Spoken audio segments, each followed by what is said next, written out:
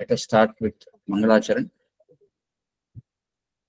Om Ajnanatimirandasya Jnananjanashadakaya Chakshurunmilitam Yena Tasmai Shri Gurave Namah. Shri Chaitanya Manobhishtam Sthapitam Yena Bhutale Swayam Rupa Kadamahyam Dadati Swapadantikam. Vandeham Shri Guru Shri Utahpadakamalam Shri Gurun Vaishnavamsha Shri Rupam Sagrajatam Vanjana Raghunathan Vitam Samsajiva Sadvaitam Savadhutam Parijana Sahitam Krishna Chaitanya Devam Shri Radha Krishna Padan Sadgana Shri Vishakam. Hey Krishna Karuna Sindhu Dinabandhu Jagatpate Gopesha Gopika Kanta Radha Kanta Namaskute Saptakanchana Gaurangi Radhe Vrindavaneshwari Vrishabhanusute Devi Pranamami Haripriye Vancha Kalpatarubhyascha Kripasindhubhya evacha Patitanam Pavanebhyo Vaishnavebhyo Namo Namaha. Shri Krishna Chaitanya Prabhu Nityananda Shri Advaita Gadadhara Srivasadi Gaurabhakta Vrinda Hare Krishna Krishna Krishna Hare Hare Hare Rama Rama Rama Hare Hare. Hare Krishna. So, yes. So yesterday I think we discussed this shloka. Yes, Prabhuji. Yes, completed this. So ఇందులో చాలా ముఖ్యమైనటువంటి ఒక విషయాన్ని మనం అర్థం చేసుకున్నాం. అంటే there are various reasons why Arjuna didn't want to fight. Okay, అందులో ఈ శ్లోకంలో మనం ఒక రీజన్ చూస్తున్నాం. ఏమిటంటే sense gratification. Because Arjuna is fearful that he may not be getting the sense gratification which he expected by participating in the war. ఇంకా వేరే కారణాలు ఏమైనా చెప్పగలరా? ఇప్పటివరకు మనం చర్చించిన వాటి నుండి మీకు కనిపించిన ఇతర కారణాలు. One is sense gratification. మనకి ఈ శ్లోకంలో చాలా క్లియర్ గా కనిపిస్తుంది, right? Anyway, as we move on we will be able to understand the other reasons also. So we'll go to the next shloka.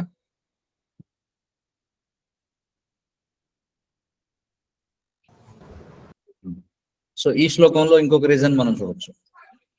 Previous 4 shlokas లో మనం చూసాం, ఒకటి తన సెన్స్ గ్రాటిఫికేషన్ కి ఇబ్బంది కలుగుతుందని. ఇందులో పాపమేవాశ్రయే దస్మాన్. Okay, anyway we will see. పాపం ఏవ ఆశ్రయేత్ అస్మాన్ హత్వా ఏతాన్ ఆతతాయినః తస్మాత్ న అర్హాః వయం హంతుం ధార్తరాష్ట్రాన్ సబాంధవాన్ స్వజనం హి కథం హత్వా సుఖినః మాధవ శ్యామ మాధవ పాపమేవాశ్రయేదస్మాన్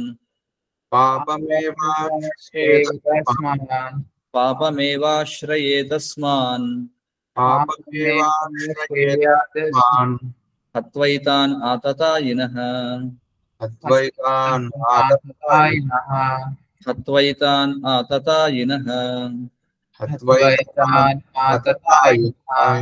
తస్మాన్నార్హా వయం హంతుం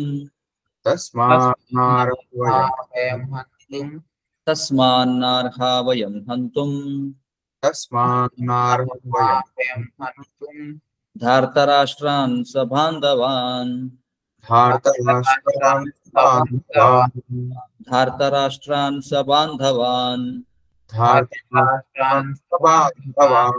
స్వజనం హి కథం హత్వా Svajanam hi katat va.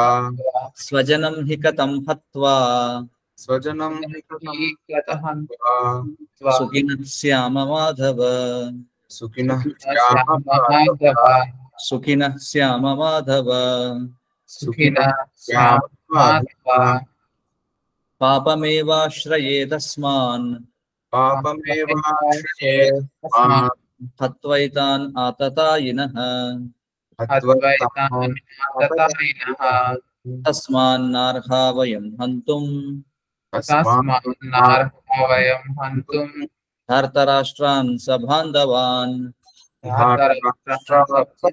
Bhavan స్వజనం హి కథం హత్వా Svajanam Hatma సుఖినః శ్యామ Madhava Sukhina Syama Madhava so synonyms. పాపం అంటే మనకు తెలిసిందే, ఏవ అంటే certainly, ఆశ్రయే must come upon, asman as hatva by killing, etan all these atatayinah aggressors, tasmat therefore, na never, arhaha deserving, vayam we, hantum to kill, Dhartarashtran the sons of Dhritarashtra, Sabandhavan along with friends, Swajanam kinsmen, he certainly, Khatam how, Hatva by killing, Sukhinaha happy, Syama will we become, Madhava O Krishna husband of the goddess of fortune. అంటే ఓ లక్ష్మీపతి అని అర్థం మాధవ అంటే. Okay, translation and పర్పట్. Translation. Sin will overcome us if we slay such aggressors. Therefore, it is not proper for us to kill the sons of Dhritarashtra and our friends. What we should gain, O Krishna, husband of the goddess of fortune, and how could we be happy by killing our own kinsmen? Purport. According to Vedic injunctions, there are 6 kinds of aggressors. A poison giver, 2. One who sets fire to the house, 3. One who attacks with deadly weapons, 4. One who plunders riches, 5. One who occupies another's land, and 6. One who kidnaps a wife. Such aggressors are at once to be killed, and no sin is incurred by killing such aggressors. Such killing of aggressors is quite befitting any ordinary man. But Arjuna was not an ordinary person. He was a saintly by character, and therefore he wanted to deal with them in saintliness. This kind of saintliness, however, is not for a Kshatriya. Although a responsible man in the administration of a state is required to be saintly, he should not be cowardly. For example, Lord Rama was so saintly that people even now are anxious to live in the kingdom of Lord Rama, Ramarajya. But Lord Rama never showed any cowardice. Ravana was an aggressor against Rama because Ravana kidnapped Rama's wife, Sita. But Lord Rama gave him sufficient lessons unparalleled in the history of the world. In Arjuna's case, however, one should consider these special type of aggressors, namely his own grandfather, own teacher, friends, sons, grandsons, etc. Because of them, Arjuna thought that he should not take severe steps necessary against ordinary aggressors. Besides that, saintly persons are advised to forgive. Such injunctions for saintly persons are more important than any political emergency. Arjuna considered that rather than kill his own kinsmen for political reasons, it would be better to forgive them on grounds of religion and saintly behavior. He did not, therefore, consider such killing profitable, simply for the matter of temporary bodily happiness. After all, kingdoms and pleasures derived therefore are not permanent. So Therefrom are not permanent. Therefrom are not permanent. So why should he risk his life and eternal salvation by killing his own kinsmen? Arjuna addressing of Krishna as Madhava, or the husband of the goddess of fortune, is also significant in this connection. He wanted to point out to Krishna that as the husband of the goddess of fortune, he should not induce Arjuna to take up a matter which would ultimately bring about misfortune. Krishna, however, never brings misfortune to anyone, to say nothing of his devotees. Okay. So, in this shloka, we can see one more reason which Arjuna gives for not participating in the war. ఏమంటున్నాడంటే, sin will overcome us if we slay such aggressors. అంటే పాపం వస్తుందేమో అనేటువంటి భయం. ఎందుకని పాపం వస్తుందనే భయం? సి ఎందుకంటే because they are his family members. That is the point here. అంటే సాధారణంగా ఇక్కడ చూడండి 6 types of aggressors are mention. ఆతతాయినః అని చెప్పి అన్నారు కదా శ్లోకంలో. ఆతతాయులు అంటే ఎవరైతే ఇక్కడ చెప్పబడిన 6 కైండ్స్ ఆఫ్ సిన్ఫుల్ యాక్టివిటీస్ కి పాల్పడతారో వారిని ఆతతాయినః అని చెప్పుకుంటారు. అగ్రెసర్స్. ఎవరు వాళ్ళు అంటే పాయిజన్ గివర్, విషం ఇచ్చేవాళ్ళు. మీరు చూస్తే మరి దుర్యోధనుడు విషం కూడా ఇచ్చాడు పాండవులకు. మహాభారతంలో మీరు చూస్తే సో ఏదో ఒక విధంగా ఈ పాండవులను చంపాలనేటువంటి ఉద్దేశంతో వాళ్ళకి విషం ఇవ్వడం జరిగింది. ముఖ్యంగా భీముడికి ఒక పాయిజన్ కేక్ ఇస్తాడన్నమాట. విషం పెట్టినటువంటి రొట్టె ఒకటి ఇస్తాడు. బట్ సంహౌ భీమ దానివల్ల అతనికి ఏమీ హాని ఏమీ జరగదు. అంతేకాకుండా అతను ఇంకా శక్తిని పొందుతాడు. ఎప్పుడైతే అతడు పాయిజన్ కేక్ తినేసి అతడు మత్తొచ్చి పడిపోతాడో, అంటే యాక్చువల్గా అది భీముడి మీద పని చేయలేదన్నమాట. Such a very heavy poison, but still Bhima could digest it in one way. So అతను ఏం చేస్తారంటే భీముడిని ఎప్పుడైతే సొమ్మసిల్లి పడిపోతాడో అతన్ని చేతులు కాళ్ళు కట్టేసి, కళ్ళకి గంతలు కట్టేసి అతన్ని గంగలో పడేస్తారు. గంగలో పడేస్తే అతను అలా అలా అలా వెళ్ళి ఎక్కడికి నాగలోకానికి వెళ్ళిపోతాడు. అక్కడ నాగులన్నీ కూడా ఏం చేస్తాయంటే ఈ భీముని యొక్క భార్యకి ఆయన చూసి అవన్నీ కూడా కాటేస్తాయి. కానీ అప్పటికే భీముని శరీరంలో విషం ఉంది. ఈ సర్పాలు మళ్ళీ కాటు వేయడంతో రెండు కూడా న్యూట్రలైజ్ అయిపోయి వెంటనే భీముడు మళ్ళీ తన యొక్క కాన్షియస్నెస్ ని తిరిగి పొందుతారు. తర్వాత అతన్ని వరుణలోకానికి తీసుకెళ్తారు. తర్వాత అక్కడ మహాభారతంలో ఈ స్టోరీ అంతా కూడా ఎక్స్ప్లెయిన్ చేయబడింది. ఓకే, సో ఇక్కడ చూస్తే పాయిజన్ గివర్ అంటే విషం పెట్టినవాడు అతన్ని అగ్రెసర్ గా కన్సిడర్ చేయాలి.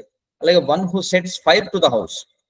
అలాగే మీరు చూస్తే దుర్యోధనుడు లాక్షాగృహ దహనం అనేది మనం చూడొచ్చు.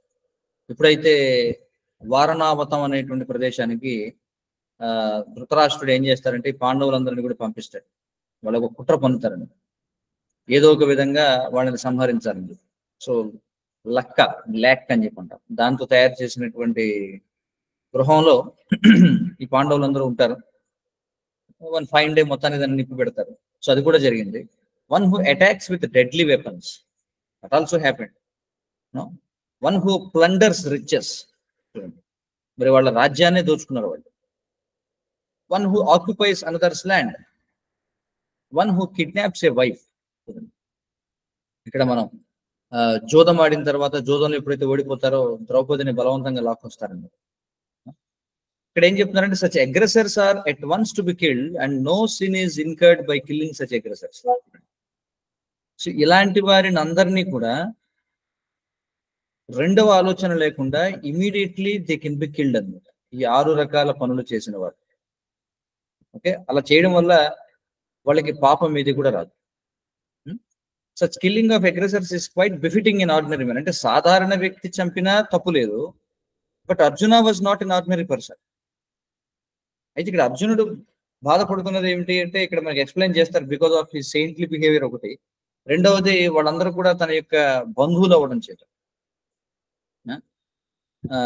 ఇంకా చెప్పాలంటే ఈ పాండవులు వాళ్ళు ఎంత సెయింట్లీ క్యారెక్టర్ అంటే సాధు స్వభావం కలిగిన వాళ్ళు అంటే ఎప్పుడైతే వాళ్ళు ఈ 14 సంవత్సరాల పాటు వారిని బ్యానిష్ చేస్తారు, అంటే వెలివేస్తారు రాజ్యం నుండి, అందులో 13 సంవత్సరాల పాటు వాళ్ళు అరణ్యవాసం గడపాలి, 14వ సంవత్సరం అజ్ఞాతవాసం గడపాలి, ఎవరికి తెలియకుండా ఉండాలి. ఒకవేళ కనుక ఆ అజ్ఞాతవాసం సమయంలో వాళ్ళు దొరికిపోతే మళ్ళీ వాళ్ళు దీన్ని రిపీట్ చేయాలి. అది ఒక షరత్ అనమాట. మరి 13 సంవత్సరాల సమయంలో ఒకసారి వాళ్ళు ఎక్కడో అరణ్యంలో ఒక సరోవరం దగ్గర ఉంటారు. ద్వైతవనం అనేటువంటి చోటున, ద్వైతవనం అనే చోటున ఒక లేక్, ఒక సరోవరం ఒడ్డున వాళ్ళు కుటీరం వేసుకుని పాండవులు అందరూ ఉంటారు. సో ఆ సమయంలో అంటే అప్పటికే దాదాపుగా 10 సంవత్సరాలు 11 సంవత్సరాలు అయిపోతుంది వనవాసం. సో దుర్యోధనుడు ఏమనుకుంటాడంటే పాండవులు కష్టాలు పడుతుంటే వాళ్ళని అలాంటి పరిస్థితుల్లో చూసి ఎంజాయ్ చేయాలనుకుంటాడు. కాబట్టి ఈ కర్ణుడు, శకుని, దుశ్శాసనుడు, ఈ దుర్యోధనుడు, వీళ్ళ నలుగురిని కూడా దుష్ట చతుష్టయం అని చెప్పుకుంటారు అనమాట. గ్రూప్ ఆఫ్ 4 ఏమంటాం వాళ్ళు మిస్క్రియంట్స్ అన్నమాట. దుష్ట చతుష్టయం. ఎవరెవరంటే దుర్యోధనుడు, కర్ణుడు, శల్యుడు, దుర్యోధనుడు, కర్ణుడు, శకుని, దుశ్శాసనుడు. వీళ్ళు మొత్తానికి ప్లాన్ చేసుకుని అక్కడ వెళతారు. అక్కడికి వెళ్ళి వీళ్ళు మొత్తం సైన్యంతో అందరినీ తీసుకుని అక్కడికి వెళతారు. వెళితే అక్కడ ఏమవుతుందంటే తీరా అక్కడికి వెళ్ళిన తర్వాత, అంటే to make a long story short, దుర్యోధనుడిని గంధర్వులు ఎత్తుకెళ్ళిపోతారు. అక్కడికి వెళ్ళి వాళ్ళనేదో తన యొక్క ఆస్తిపాస్తుల్ని, తన యొక్క ఐశ్వర్యాన్ని పాండవులకి ఏదో చూపించాలని, పాండవుల్ని చూసి ఎగతాళి చేయాలని వెళతాడు. కానీ అక్కడికి వెళ్ళిన తర్వాత గంధర్వుల చిత్రసేనుడు అనేటువంటి గంధర్వుడు ఏం చేస్తాడంటే ఈ దుర్యోధనుడు ఎత్తుకెళ్ళిపోతే మళ్ళీ మరి దుర్యోధనుడి మంత్రులందరూ పరిగెత్తుకొచ్చి యుద్ధం చేస్తాడు కూడా. దుర్యోధనుడు యుద్ధంలో ఓడిపోతారు, బలవంతంగా తీసుకెళ్లిపోతారు. మరి దుర్యోధనుడి మంత్రులు మళ్ళీ వెళ్ళి ఈ యుధిష్ఠిరుడు ఎవరైతే అక్కడ కుటీరంలో ఉంటాడో ధర్మరాజు, అతని కాళ్ళ వెళ్ళబడితే మొత్తానికి మళ్ళీ అతడు తన తమ్ముళ్ళను పిలిచి వాళ్ళని విడిపించమని చెప్పాడు. మళ్ళీ ఆ విధంగా మొత్తానికి అర్జునుడే వెళ్ళి తన అన్నగారి మాట కాదనలేక దుర్యోధనుడిని రక్షించాల్సి వస్తుంది. So we can see how saintly especially this యుధిష్ఠిరవర్స్, అంటే ధర్మరాజు చూడండి, అంతగా వాళ్ళు తమ యొక్క ఈ దుఃఖానికి కారణం కౌరవులైన తెలిసినా కూడా స్టిల్ ధర్మరాజు వారి మీద ఏదో పగ తీర్చుకోవాలని కోరుకోవడం. అంటే ఎప్పుడు ఈ భీముడు లేదా అర్జునుడు వాళ్ళు ఇప్పుడు పగ తీర్చుకుందామని చూస్తుంటారు. కానీ ధర్మరాజు మాత్రం he is very saintly character. And therefore he wanted to deal with them in saintliness. సాధువులాగే వ్యవహరించాలనుకున్నారు. కానీ ఇక్కడ చెప్తున్నారు this kind of saintliness however is not for a kshatriya. Saintliness, సాధు స్వభావం అనేది బ్రాహ్మణుడికి ఉండాలి కానీ క్షత్రియుడికి ఉండకూడదు. That is the problem with Buddhism. బుద్ధుడు వచ్చి అహింసో పరమో ధర్మ అని చెప్పి ప్రచారం చేశాడు. అంటే అహింసా స్వభావం అనేది ఎవరికి ఉండాలి అంటే బ్రాహ్మణుడికి ఉండాలి, అంతేగాని క్షత్రియుడికి కాదు. సో క్షత్రియులు అహింసను చేపడితే ఏమవుతుంది? చరిత్రలో మనం చూసాం. బుద్ధుడు వచ్చిన తర్వాత ఎప్పుడైతే క్షత్రియులు, ఎవరైతే సమాజాన్ని రక్షించాల్సినటువంటి క్షత్రియులు, మిస్క్రియంట్స్ ని పనిష్ చేయాల్సినటువంటి క్షత్రియులు, వాళ్ళు అహింసా మార్గాన్ని చేపడితే అప్పుడు దేశం ఏమవుతుంది? పరాయి వారి పాలనలోకి వెళ్ళిపోతున్నారు. సో బుద్ధుడు యొక్క టైం తర్వాత మనం చూస్తే అశోకుడు అహింసా మార్గాన్ని చేపట్టాడు. మరి ఆ సమయంలో అతడు బౌద్ధాన్ని స్వీకరించాడు. ఆ తర్వాత మనం చూస్తే గ్రీక్స్ మొట్టమొదటిసారిగా భారతదేశంపై దాడి చేయడం జరిగింది. తర్వాత ఇంకా మెల్లమెల్లగా వాళ్ళ తర్వాత ఈ విదేశీయులందరూ కూడా వాళ్ళ తర్వాత ఈ టర్కిష్ అంటే ఈ ముస్లిమ్స్ వీళ్ళందరూ కూడా దండయాత్ర చేశారు. ఇవన్నీ ఎందుకులా జరిగినాయి అంటే బికాస్ ద కింగ్లీ ఆర్డర్, అంటే the Kshatriyas became weaken. Example మనం చూస్తాం,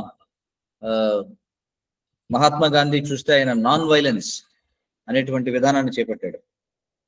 మనకేం చెప్తారంటే పాఠాల్లో, టెక్స్ట్ బుక్స్ లో మనకి దేశానికి స్వాతంత్రం ఎందుకు వచ్చిందంటే బికాస్ ఆఫ్ నాన్ వైలెన్స్.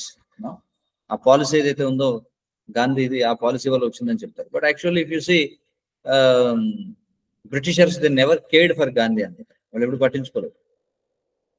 ఇంకా వాళ్ళ సీక్రెట్ పేపర్స్ కూడా ఎన్నో రివీల్ అయ్యాయి. చూస్తే అందులో ఓకే అతన్ని అలా ఉపవాసం చేయనివ్వండి, చేసి చనిపోతాడు ఒకనాటికి, ఇబ్బంది ఉండదు అని చెప్పి అందులో అన్నారు. So they never cared actually. There are different reasons why Britishers wanted to leave India. Second world war రావడం, ఇక్కడ ఇండియాల మీద ఫోకస్ చేస్తే అక్కడ వాళ్ళ యొక్క హోమ్ ల్యాండ్ అది జర్మన్స్ చేతిలో వెళ్ళిపోతుంది అనేటువంటి భయం. సో ఇలా there are so many factors. అలాగే ఆజాద్ హింద్ ఫౌజ్ అనేటువంటిది ఏదైతే నేతాజీ సుభాష్ చంద్రబోస్ ఒకటి హిట్లర్తో ఒక సీక్రెట్ ఏమంటారు దాన్ని, ఒక ఒప్పందాన్ని కుదుర్చుకుంటాడు, ఒక ఎంఓయు, మెమరాండం ఆఫ్ అండర్స్టాండింగ్. ఏంటంటే ఎందుకంటే రెండవ ప్రపంచ యుద్ధంలో, సెకండ్ వరల్డ్ వార్ లో చూస్తే బ్రిటిష్ వాళ్ళ తరపున పోరాడిందంతా కూడా ఎవరంటే ఎక్కువ శాతం ఇండియన్సే ఉన్నారు. బ్రిటిష్ ఆర్మీ అనే పేరుకి చెప్పినా అందులో ఎక్కువగా ఇండియన్సే ఉన్నారు. సో అతడు ఏమైనా ఒప్పందం కుదుర్చుకున్నాడంటే, ఒక అగ్రిమెంట్ ఏమిటంటే హిట్లర్తో, సరే మీరు యుద్ధంలో మీకు దొరికినటువంటి, మీకు పట్టుబడినటువంటి బ్రిటిష్ సోల్జర్స్ ఎవరైతే ఉంటారో, బ్రిటిష్ సోల్జర్స్ ఇండియన్ సోల్జర్స్, వాళ్ళందరినీ కూడా నాకు అప్పచెప్పండి, వాళ్ళతో నేను ఆజాద్ హింద్ ఫౌజ్ అనేటువంటి దాన్ని తయారు చేసుకుని నేను బ్రిటిష్ వాళ్ళ మీద తిరగబడతానని చెప్పాడు. ఇండియన్ నేషనల్ ఆర్మీ అనే దాన్ని తయారు చేశాడు. So there are various reasons. So కాబట్టి ఎక్కడ కూడా ద పొలిటికల్ క్లాస్ అంటే రూలర్స్ ఎవరైతే ఉన్నారో they should not take up the policy of non violence. అందుకే ఇక్కడ ఏం చెప్తున్నారంటే saintliness is not for a kshatriya, right? That is for Brahmana. Although a responsible man in the administration of a state is required to be saintly, he should not be cowardly. అందుకే మనకి of course Kshatriyas can be saintly. అందుకే మళ్ళీ రాజర్షి అనేటువంటి మాట కూడా ఉంది కదా. రాజర్షి, బ్రహ్మర్షి, దేవర్షి, ఇలా అనేకమైనటువంటి మాటలు మనకున్నాయి. దేవర్షి అంటే దేవతల్లో ఋషి అయిన వాడిని దేవర్షి అంటారు. బ్రహ్మర్షి అంటే బ్రాహ్మణుల్లో ఋషి అయినటువంటి వాడిని బ్రహ్మర్షి అంటారు. అలాగే రాజులలో ఋషి అయినటువంటి వాడిని రాజర్షి అని అంటారు. So saintly behaviour is there, but he should not be cowardly, పిరికి పందలా ఉండకూడదు. ఇక్కడ చెప్తున్నారు, for example, Lord Rama was so saintly that people even now are anxious to live in the kingdom of Lord Rama, Ramarajya. అదే అందరూ కూడా రామరాజ్యంలో జీవించాలనుకున్నారు. రామాయణం చదివితే మనకు అర్థమవుతుంది రాముని యొక్క స్వభావం ఎలాంటిది. రామో విగ్రహవాన్ ధర్మ అని చెప్తున్నారు. మూర్తి భవించినటువంటిది, ధర్మానికి ఒక రూపం ఇస్తే అదే రాముడు అని. కానీ రాముడు ఎప్పుడు కూడా పిరికి పందలా లేడు. ఎప్పుడైతే రావణుడు మరి తన భార్య అయినటువంటి సీతాదేవిని ఎత్తుకు వెళ్ళిపోయాడో అతడికి తగినటువంటి పాఠాలు చెప్పాడు కదా. అది ఎప్పుడో జరిగింది, కొన్ని కోట్ల సంవత్సరాల క్రితం. బట్ స్టిల్ దాన్ని మనం చెప్పుకుంటున్నాం కదా. ఇంకా చరిత్రలో రామాయణం అనేది it is still fresh in the memory of the people, right? మరి అర్జునుడి విషయంలోకి వస్తే, however, one should consider the special type of aggressors, namely his own grandfather, own teacher, friends, sons, grandsons, etc. ఇక్కడ అదే అర్జునుడు ఆలోచించేది. ఎందుకు వాళ్ళని చంపడానికి ఇష్టపడటం లేదంటే, వీళ్ళు ఏమనుకుంటారంటే, వీళ్ళు దీస్ ఆర్ నాట్ ఆర్డినరీ ఆతతాయినాస్, వీళ్ళు these are not ordinary aggressors, these are of special category అనుకున్నాడు. ఎందుకంటే they are all my family members. అందుకనే ఏమనుకున్నాడంటే, సాధారణంగా ఇలాంటి పనులు చేస్తే మనం ఎలాంటి చర్యలు తీసుకుంటామో అలాంటి చర్యలు వీళ్ళ మీద తీసుకోకూడదు అనుకున్నారు. ఇంకా మనం చూస్తే సాధు స్వభావం ఉన్నవాడు, ఫర్ ఎగ్జాంపుల్ బ్రాహ్మణుడికి క్షమించడం అనేటువంటి ఒక లక్షణం ఉంది. క్షమోదమ తపస్సౌచం క్షాంతిరాజ్యమేవ. శాంతి అంటే మనం అక్కడ చూస్తాం, అక్కడ క్షమాభావం, సహనం అనేటువంటి ఉండాలి. బ్రాహ్మణుడు సహించాలి కదా. బట్ బ్రాహ్మణుని సహించిన క్షత్రియుడు సహించుకో. That is the point, right? కానీ ఇక్కడ ఏమంటారు, such injunctions for saintly persons are more important than any political emergency. సాధారణంగా for Brahmanas, for them it is very important, ఏమిటి, క్షమించడం అనేటువంటి. కానీ అర్జునుడికి అది మంచిది కాదు. ఎందుకంటే Arjuna is kshatriya. Arjuna consider that rather than kill his own kinsmen for political reasons, it would be better to forgive them on grounds of religion and saintly behavior. No, but that is not befitting for Arjuna. That kind of nature, ఆ విధమైనటువంటి స్వభావం అర్జునుడికి తగనదన్నమాట, right? అందుకే he wants to be saintly. అందుకే ఒక విధంగా చెప్పాలంటే, ఒకవేళ if at all Krishna allowed Arjuna to become non-violent, maybe Arjuna would have been recognized as first Buddha. So బౌద్ధ మతం అర్జునుడితో స్టార్ట్ అయి ఉండేదేమో ఒకవేళ కృష్ణుడు అంగీకరించి ఉంటే. somehow it is, we are very fortunate that Krishna avoided that. లేకపోతే Arjuna would have been recognized as first Buddha. Buddha will be second Buddha. ఎందుకంటే the same non-violence, even Buddha was born in the family of a Kshatriya, right? క్షత్రియ కుటుంబానికి చెందినవాడే, but he took up non-violence. ఒకవేళ అర్జునుడు ఆ విధంగా చేస్తుంటే everything should be different. మనకి భగవద్గీత సందేశం కూడా వచ్చి ఉండేది కాదు. Of course Krishna is not going to accept.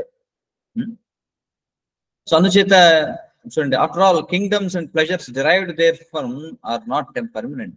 So why should he risk his life and eternal salvation by killing his own kinsmen? ఇదంతా కూడా అర్జునుని యొక్క consideration. But he should not consider like that, because Arjuna's duty is to fight. ఇక్కడ అందుకే మాధవ అని చెప్పి కృష్ణుని సంబోధించాడు, or the husband of the goddess of fortune. It also significant in this connection. ఎందుకని అంటే, కృష్ణుడికి ఏమని తెలియజేయాలనుకుంటున్నాడంటే, నువ్వు లక్ష్మీపతివి కదా, మరి నువ్వు లక్ష్మి అంటే ఫార్చ్యూన్, మరి మాకెందుకు మిస్ఫార్చ్యూన్ ని కోరుకుంటున్నావు కృష్ణ కదా. ఎందుకంటే ఫస్ట్ ఈ శ్లోకంలో మనకి స్టార్టింగ్ కూడా మనం చూస్తే పాపమేవా అని చెప్పన్నాడు, పాపమే వస్తుంది మనకు అని చెప్పన్నాడు కదా. మరి నీ భక్తులకి ఎప్పుడైనా నువ్వు పాపాన్ని కోరుకుంటావా? నువ్వెందుకు నాకు పాపం రావాలని కోరుకుంటున్నావు? Actually Krishna never things like that కదా. కృష్ణుడు తన భక్తుడికి పాపం రావాలని ఎందుకు అనుకుంటాడు? కానీ ఇక్కడ అర్జునుడు, బికాస్ హీ గాట్ బివిల్డర్డ్, అతను ఏమనుకుంటున్నాడంటే, ఓ కృష్ణుడు ఎందుకని నా కోసం దౌర్భాగ్యాన్ని కోరుకుంటున్నాడు, అదృష్టాన్ని కాకుండా. Krishna, you are known as Madhava, no, you are known as husband of fortune, but నువ్వేమి హస్బెండ్ ఆఫ్ మిస్ఫార్చ్యూన్ కాదు కదా. నువ్వు భాగ్యలక్ష్మి అంటే లక్ష్మీదేవి యొక్క భర్తవై ఉండి కూడా నాకెందుకు దురదృష్టాన్ని నువ్వు ఆశిస్తున్నావు? కానీ ఇక్కడ మనం అర్థం చేసుకోవాలి, Krishna because he is supreme personality of Godhead, he never brings misfortune to anyone, no, to say nothing of his devotees. అందుకే కృష్ణుడు అంటాడు, కౌంతేయ ప్రతిజానీహి నమే భక్త ప్రణశ్యతి. Arjuna, you announce to the world, నా భక్తుడు ఇప్పుడు కూడా పతనం చెందడు. Right? So if one is trying to follow the injunctions of Lord Krishna as mentioned in the Vedic Shastras, and if something appears to be happening bad in our case, or something if appears to be misfortune for us, we should understand that that is never misfortune. It may appear to be misfortune, it may appear to be bad, but we should understand that that is never a misfortune. That is an arrangement of Lord Krishna. If at all we are following in the footsteps of Lord Krishna, that we have to understand. Okay, the next sloka.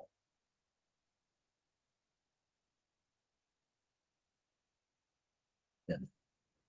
So 2 slokas are explained here.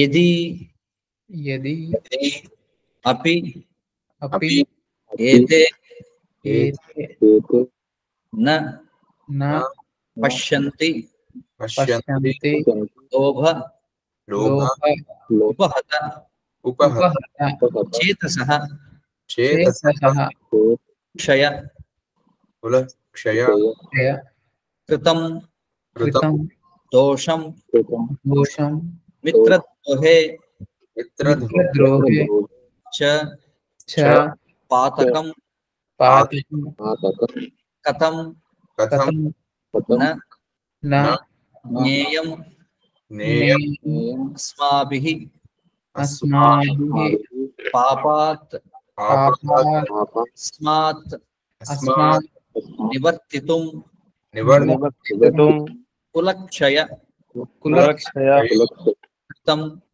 कृतं दोषं प्रपश्यद्भिः प्रपश्यद्भिः जनार्दन जनार्दन यद्यप्येतेन पश्यन्ति यद्यप्येतेन पश्यन्ति यद्यप्येतेन पश्यन्ति लोभोपहत चेतसः चेतसः लोभोपहत चेतसः लोभोपहत चेतसः कुलक्षय दोषं कुलक्षयकृतं दोषं कुलक्षयकृतं दोषं कुलक्षयकृतं दोषं मित्रद्रोहे च पातकम् मित्रद्रोहे च पातकम् मित्रद्रोहे च पातकम् मित्रद्रोहे च पातकम् कथं न ज्ञेयमस्माभिः कथं न ज्ञेयम् अस्माभिः कथं न ज्ञेयमस्माभिः कथं न ज्ञेयम् अस्माभिः पापादस्मान् निवर्तितुं निवर्तितुम् कुलक्षयकृतं दोषं कुलक्षयकृतं दोषं प्रपश्यद्भिर्जनार्दन प्रपश्यद्भिर्जनार्दन okay, so will see the synonyms. ఇది అంటే ఒకవేళ, అపి ఈవెన్, ఏతే దే, నా అంటే డు నాట్, పశ్యంతి సి అంటే చూడకపోయినా సరే, లోభ అంటే లోభం మనకు అర్థం అవుతుంది, ఉపహత అంటే ఓవర్ పవర్డ్, అధిగమించబడిన వారై, చేతసహ దేర్ హార్ట్స్ అంటే కులక్షయ ఇన్ కిల్లింగ్ ద ఫ్యామిలీ. అంటే కుల అంటే యాక్చువల్ గా ఇప్పుడు ఉన్నటువంటి విధంగా కుల is not equal to caste. Actually, caste is not an equivalent word of kula. Kula ante family అని అర్థం. సో కులక్షయ అంటే కిల్లింగ్ ద ఫ్యామిలీ. కృతం దన్ దోషం అంటే అర్థం అవుతుంది మనకి. మిత్రద్రోహే అంటే ఇన్ క్వారలింగ్ విత్ ఫ్రెండ్స్, మిత్రద్రోహం. patakam, sinful reactions, katham, why, okay, na, should not, jnayam, we know, asmabihi, bias, papat, from sins, asmat, these, nivartitum, to cease, kulakshaya, in the destruction of a dynasty. Okay, ikkada kula ante dynasty అని వస్తుంది. Dynasty అంటే it's a hierarchy of family అంతే, వంశం అని చెప్పంటారు. కృతం, then దోషం, okay, దోషం, ప్రపశ్యద్భిః, by those who can see. Oh Janardhana, oh Krishna.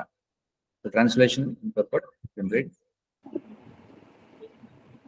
O Janardana, although these men, their hearts overtaken by greed, see no fault in killing one's family or quarreling with friends, why should we, who can see the crime in destroying a family, engage in these acts of sin? Purport. A Kshatriya is not supposed to refuse to battle or gamble when he is so invited by some rival party. Under such an obligation, Arjuna could not refuse to fight because he had been challenged by the party of Duryodhana. In this connection, Arjuna considered that the other party might be blind to the effects of such a challenge. Arjuna, however, could see the evil consequences and could not accept the challenge. Obligation is actually binding when the effect is good, but when the effect is otherwise, then no one can be bound. Considering all these pros and cons, Arjuna decided not to fight. Yes. So here we can see another reason which Arjuna gives, for not fighting. One reason we have seen, that sense gratification, because he is afraid that he may not be getting the expected sense gratification by engaging in war. రెండోది ఏంటంటే, he is afraid of incurring sin అన్నమాట, పాపం వస్తుంది అనేటువంటి భయం. ఇక మూడవది ఇక్కడ చూస్తే, ఇక్కడ కులక్షయం అంటే డిస్ట్రక్షన్ ఆఫ్ డైనాసిటీ. చూడండి, is afraid that the dynasty will be destructed, అంటే వంశనాశనం అవుతుంది అనేటువంటి భయం. సో ఇది థర్డ్ రీజన్ మనం చూస్తున్నాం. ఓవరాల్ గా మనం చూస్తే Arjuna he gives almost like 5 or 6 reasons అన్నమాట why he doesn't want to fight. So మనం చూస్తే కృష్ణుడు ఒక్కొక్క దాన్ని he will be cutting that why Arjuna is wrong అని. ఓకే, సో ఇక్కడ ఏం చెప్తున్నారంటే, ఓ Janardhana, although these men, their hearts overtaken by greed, లోభోపహత చేతసః. అంటే ఎప్పుడైతే మనం లోభంతో ఉంటామో, we do not see fault in doing anything అని. దొంగతనం చేసేవాడు ఉంటాడు, దొంగతనం చేసేవాడికి అందులో దోషం ఎందుకు కనిపించడం లేదు? ఎందుకంటే లోభోపహత చేతసః, ఎందుకంటే అతడు లోభం చేత, ఈజ్ ఓవర్కమ్ బై గ్రీడ్ అని. ఎప్పుడైతే గ్రీడ్ అనేది వస్తుందో, మనిషి ఏం చేయడానికైనా సరే వెనుకాడట, దొంగతనం చేయడానికైనా వెనుకాడట, తప్పు చేయడానికైనా వెనుకాడడు, ఏం చేయడానికైనా వెనుకాడడు. రైట్. సో ఇక్కడ ఏమంటున్నాడంటే, their hearts are overtaken by greed. No, that's why they are not seeing any fault in killing one's family or quarreling with friends. అని మేము అలా కాదు, మేమేమి లోభంతో ఆవరించబడి లేము. మనం చూడొచ్చు, ఎందుకంటే లోభంతో ఆవరించబడి ఉంటే వాళ్ళు ఆ విధంగా 14 సంవత్సరాల పాటు వాళ్ళు తీవ్రమైనటువంటి శిక్షను అనుభవించడానికి సిద్ధపడి ఉండేవారు కాదు. అంటే if you see Mahabharata, actually at least one should at least read some ఏమంటాం summary of Mahabharata. I suggest everyone to read at least summary of Mahabharata, which is available in various publications. ISKCON లో కూడా there are various, at least 2 kinds of Mahabharata by పూర్ణ ప్రజ్ఞదాస్ అనేటువంటి ఉంటుంది. ఇంకోటి maybe Gurujana Prabhu or something, I think. There is one edition. There are 2 editions at least available. Not only that, there are also other editions also, other publishers also. So I recommend you to go through some summary of Mahabharata, so you'll get a very good idea why all these things are explained. So ఇక్కడ ఏం చెప్తున్నారంటే, you can see like Pandavas, they were never overcome by greed అని. వాళ్ళు ఇప్పుడు కూడా లోభంతో వ్యవహరించలేదు. ఇందాక నేను example కూడా చెప్పాను కదా, ఆల్మోస్ట్ దుర్యోధనుడిని చంపేటువంటి అవకాశం దొరికింది. ఎప్పుడైతే ఈ విధంగా చిత్రసేన అనేటువంటి గంధర్వుడు దుర్యోధనుడిని ఎత్తుకెళ్ళిపోతాడో, ఎప్పుడైతే ధర్మరాజు పిలిచి నాయన వాళ్ళని రక్షించండి ఏదో విధంగా అంటాడో, అప్పుడు భీముడు చాలా ఆనందిస్తాడన్నమాట. ఓ, అవకాశం దొరికింది, మనకి ఏదైతే అవకాశాన్ని కోరుకుంటున్నామో ఇప్పుడు మనం అంత కష్టపడక్కర్లేకుండా దొరికింది కాబట్టి ఇదే అదనుగా చూసుకుని అందరినీ కూడా చంపేస్తానని చెప్పి అంటాడు. సో ఎన్నోసార్లు వాళ్ళకి అవకాశం దొరికింది, బట్ దెన్ ఎవర్ వాళ్ళు ఎప్పుడు కూడా దానికి మొగ్గు చూపలేదు, ఎందుకంటే they are devotees. They are ఏ విధంగా అయితే చూడండి ఒక ఎద్దు ముక్కుతాడు చేత నియంత్రించబడుతుందో అదేవిధంగా వాళ్ళు ధర్మం చేత నియంత్రించబడి ఉన్నారు. ధర్మం అనే ముక్కుతాడు చేత, అలాగే డివోషన్ భక్తి చేత వాళ్ళు కట్టుబడి ఉన్నారు. దట్స్ వై ఇక్కడ ఏమంటే why should we who can see the crime in destroying a family engage in these acts of sin. ఎందుకంటే కుటుంబాన్ని నాశనం చేస్తే ఇప్పుడు ఏమవుతుంది, కురువంశం అంతా కూడా నాశనం అయిపోతుంది. యాక్చువల్గా మీరు చూస్తే కురుక్షేత్ర యుద్ధం ముగిసిన తర్వాత ఎవరు మిగులుతారు? 5 పాండవులు మిగులుతారు. అంటే ఈ కురువంశానికి చెందిన వాళ్ళు. మిగతా 100 మంది కౌరవులు చనిపోతారు. ఇక మిగిలింది ఎవరు? 5 పాండవులు. వాళ్ళే ఇంకా కౌరవులుగా చెప్పబడతారు. వాళ్ళలో కూడా మళ్ళీ చూస్తే వాళ్ళ పిల్లలు ఉప పాండవులుగా చెప్పబడేవారు. వాళ్ళని కూడా అశ్వత్థామ చంపేస్తారు. దుర్యోధనుడు తొడలు విరిగి బ్యాటిల్ ఫీల్డ్ లో పడిపోయి ఉంటాడు. ఏదో విధంగా దుర్యోధనుడిని ఆనందింపజేయాలని చెప్పి అశ్వత్థామ వెళ్ళి he commit such a heinous activity అని నిద్రపోతున్నటువంటి ఉప పాండవులను సంహరిస్తాడు. మొత్తానికి అర్జునుడు అతన్ని వెంటబడి పట్టుకుంటాడు. పట్టుకోవడానికి ముందు అతడు బ్రహ్మాస్త్రం విసురుతాడు. కానీ దాన్ని ఎలా వెనక్కి తీసుకోవాలో తెలియదు అతనికి. ఉపసంహారం అనేది తెలియదు అతనికి. సంభవ్ మళ్ళీ అర్జునుడు కూడా బ్రహ్మాస్త్రాన్ని వదిలి దాన్ని న్యూట్రలైజ్ చేస్తాడు. చేసిన తర్వాత మొత్తానికి అశ్వత్థామని బంధిస్తారు. తనకి శిరోముండనం అంటే మొత్తం గుండు చేసి పడేస్తారు మొత్తానికి. సో ఇదంతా అవుతుంది. తర్వాత మళ్ళీ అశ్వత్థామ అంతటితో ఊరుకోకుండా మళ్ళీ రెండోసారి బ్రహ్మాస్త్రాన్ని వదులుతాడు. మొత్తం అసలు పాండవులు అనే వాళ్ళు ఉండకూడదు, పాండవుల యొక్క సంతానం అనేది ఉండకూడదు భూమి మీద అని. రెండోసారి వదిలిన బ్రహ్మాస్త్రంని పాండవుల మీద, అలాగే ఉత్తరాదేవి గర్భంలో. ఉత్తర అంటే ఎవరంటే అభిమన్యుడి యొక్క భార్య. సో అభిమన్యుడు ఎవరు అంటే సుభద్ర అర్జునుల యొక్క పుత్రుడు అభిమన్యుడు. సో అభిమన్యుడు కురుక్షేత్రంలో చంపబడతాడు. ఎందుకంటే చాలా మంది వీరులందరూ ఒక్కసారిగా మీద అధర్మంగా అభిమన్యుడిని చంపేస్తారండి. సో ఇంకా అభిమన్యుడు యుద్ధానికి వెళ్ళక ముందే అతడి ద్వారా ఉత్తరాదేవి గర్భవతి అవుతుంది. సో పరీక్షిత్ ఉత్తర యొక్క గర్భంలో ఉంటాడని. సో ఆ పరీక్షిత్తుని కూడా చంపాలనుకుంటాడు. చూడండి Ashwatthama such a cruel behaviour you can see. ఇవన్నీ కూడా మనం చూస్తాం. ఎందుకంటే he's the last survivor of Kuru dynasty. అంటే అప్పటికి ఎన్నో వేల సంవత్సరాల నుంచి వస్తున్నటువంటి కురు వంశానికి ఇంకా ఏకైక వారసుడు ఎవరంటే పరీక్షిత్ మహారాజు. అతను కూడా చంపేద్దామని చూస్తారు. సో అర్జునుడు అదే భయపడుతున్నాడు. ఏమిటంటే డిస్ట్రాయింగ్ ఏ ఫ్యామిలీ. ఒకవేళ మేము యుద్ధానికి పాల్పడితే ఏమవుతుంది, వంశం అంతా కూడా నాశనం అయిపోతుంది. మరి మేమెందుకు ఈ పాపంలో నిమగ్నం కావాలని అంటున్నాడు. కానీ ఇక్కడ చూస్తే 18th చాప్టర్లో కృష్ణుడు వివరిస్తాడు క్షత్రుని యొక్క డ్యూటీస్ ఏమిటనేది. యుద్ధే చాప్య పలాయనం. If there is a chance to engage in war, kshatriya should rejoice అన్నమాట. అవుతుంది కదా. 2nd చాప్టర్ లో కూడా కృష్ణుడు చెప్తాడు లవంతే యుద్ధమీదృశం అని చెప్పంటాడు. సుఖిన క్షత్రియా పార్థ లవంతే యుద్ధమీదృశం. చూడండి those kshatriyas they are really happy. ఎవరంటే who gets a opportunity to fight. చూడండి క్షత్రియుడు ఎప్పుడు కూడా యుద్ధం చేయడానికి అవకాశం కోసం ఎదురు చూస్తుంటాడు. ఎందుకంటే చెప్పాను కదా చాలా సార్లు మనం ఉదాహరణకి మనం ఏ ఫీల్డ్ లో అయితే మనం చాలా ప్రాక్టీస్ చేస్తామో ఆ ఫీల్డ్ లో మనం పెర్ఫార్మెన్స్ చేయడానికి అవకాశం వచ్చినప్పుడు we will be happy. Sir for example ఎవరైనా ఒక మెకానిజం నేర్చుకున్నాడు, ఏదో ల్యాప్టాప్ బాగు చేసి ఏదైతే నేర్చుకున్నాడు, so he gets an opportunity he will be happy, right? అలాగే బ్రాహ్మణుడు ఏదైనా మనం ఏదో చక్కటి శాస్త్రాన్ని అధ్యయనం చేసినప్పుడు దాన్ని ఇతరులకు పంచే అవకాశం వచ్చినప్పుడు a brahmana will be rejoiced. The same way kshatriya he will be practising fighting అనమాట throughout the year. No so when he gets an opportunity to fight he will be rejoicing that. So కాబట్టి kshatriya is not suppose to refuse to battle or gamble when he is so invited by some rival party. చూడండి చివరికి జోదానికి కూడా వెనుకడకూడదు అనమాట. ఎవరైనా జోదం ఆడాలి అని చెప్పి వచ్చి అడిగితే, so for example Dharmaraja he knows that gambling is not good, gambling is inauspicious.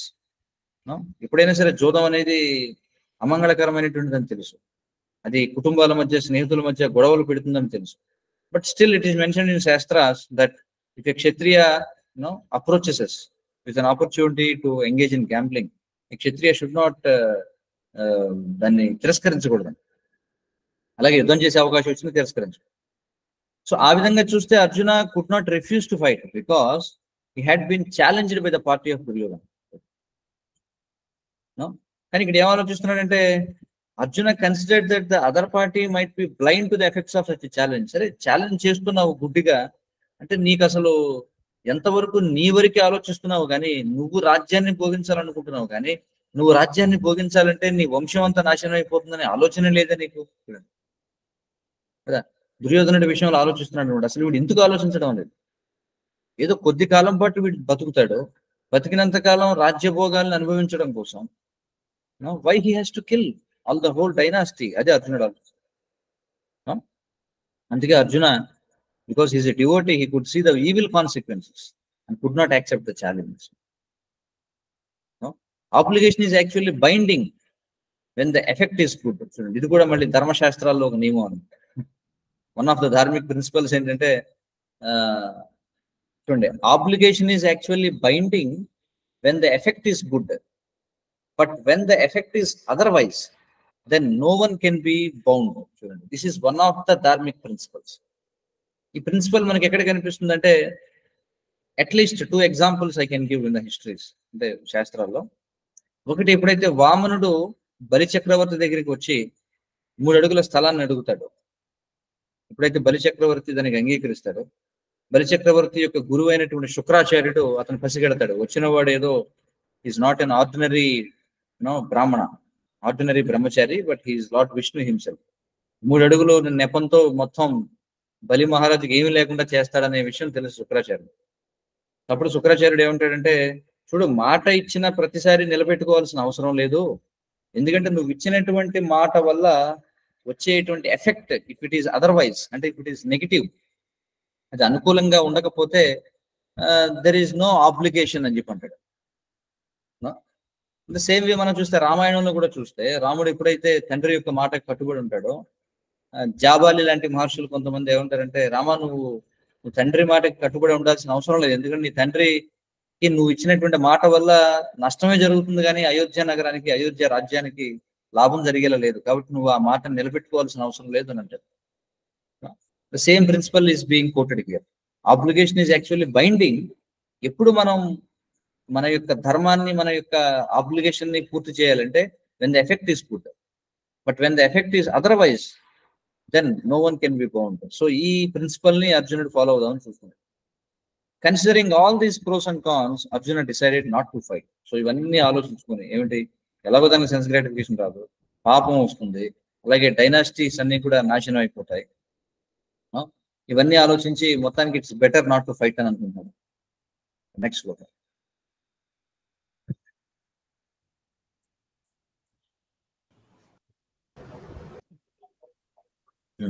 కులక్షయే ప్రణశ్యంతి కులక్షయే ప్రణశ్యంతి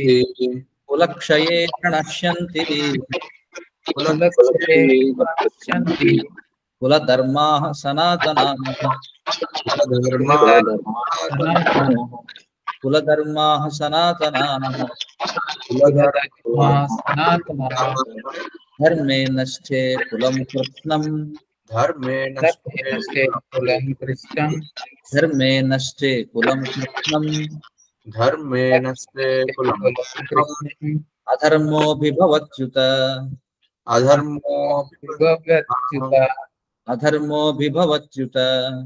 అధర్మోభిభవత్యుత కులక్షయే ప్రణశ్యంతి కులధర్మాః సనాతనాః ధర్మే నష్టే కులం కృత్స్నం అధర్మోభిభవత్యుత.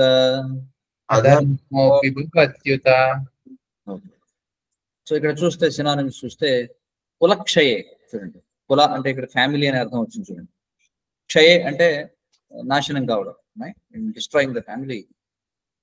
ప్రణశ్యంతి, ప్రణశ్యంతి అంటే ఏమవుతుంది, బికమ్ వ్యాంక్విష్డ్.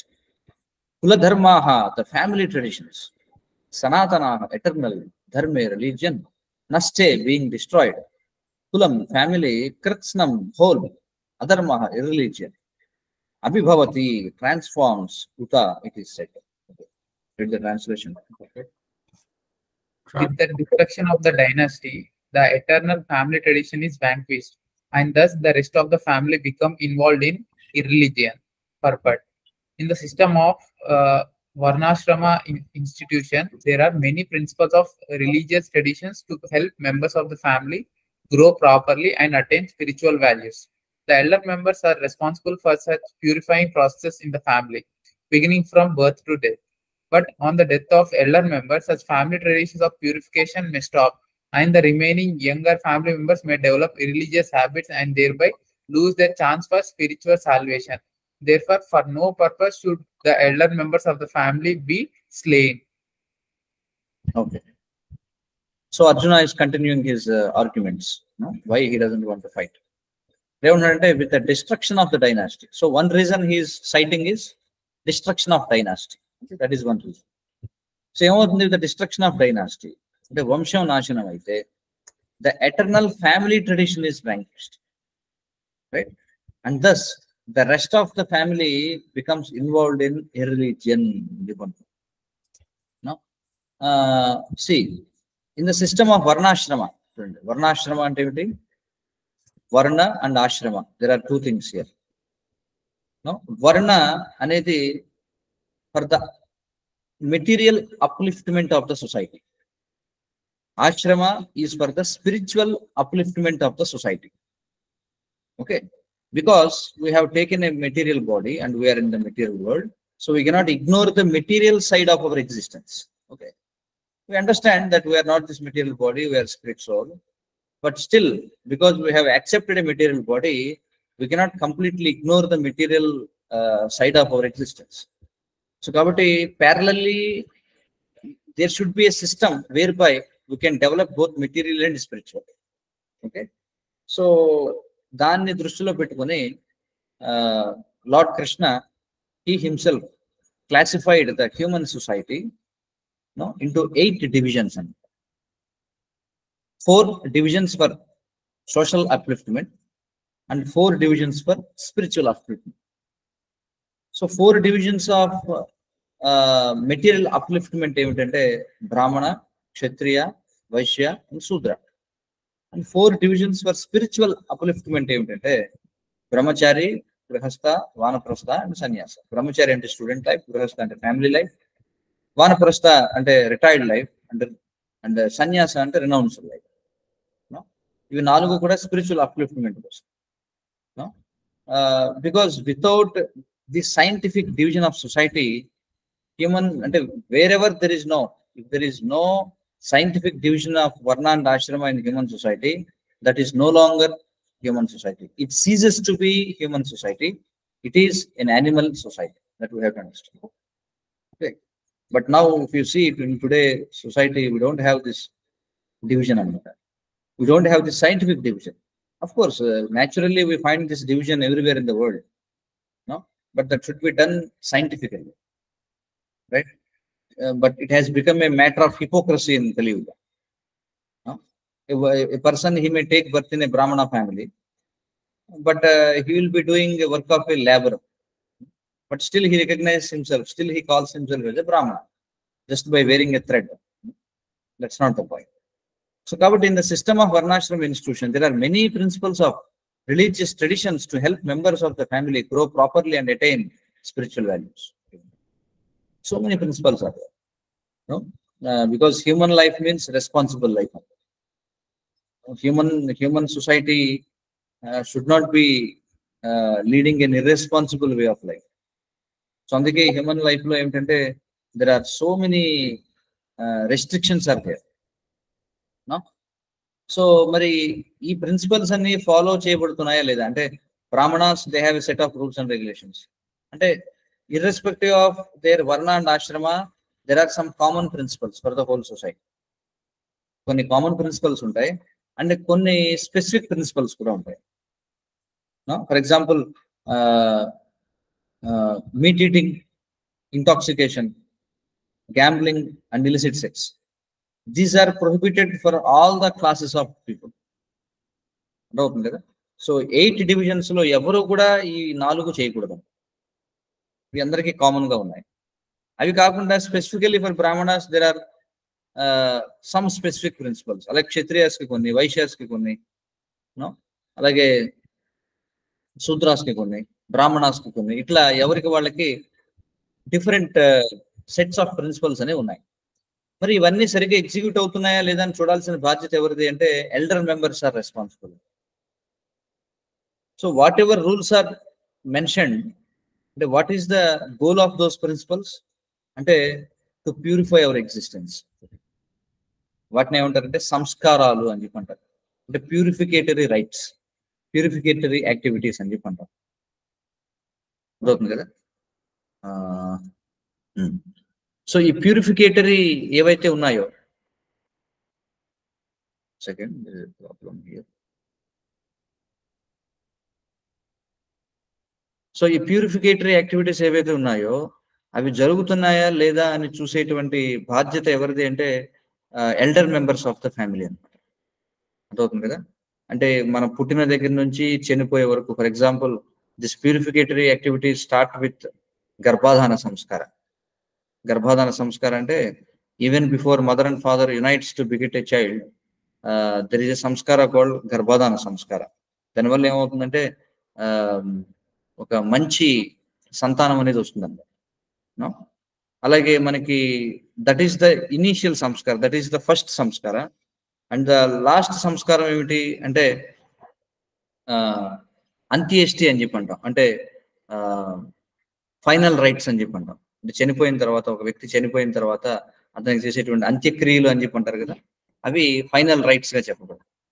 సో ఇవన్నీ కూడా ఉన్నాయి. మరి ఇవన్నీ జరుగుతున్నాయా లేదా అని ఎవరు చూడాలి చెప్పండి? ఎవరిది రెస్పాన్సిబిలిటీ అది? Elder members of the family, right? కానీ but on the death of the elder members such family traditions of purification may stop. చూడండి, ఎందుకంటే పెద్దవాళ్ళు లేరనుకోండి, చిన్నవాళ్ళు ఏం చేస్తారు చూడండి, మనకు చూస్తుంటాం.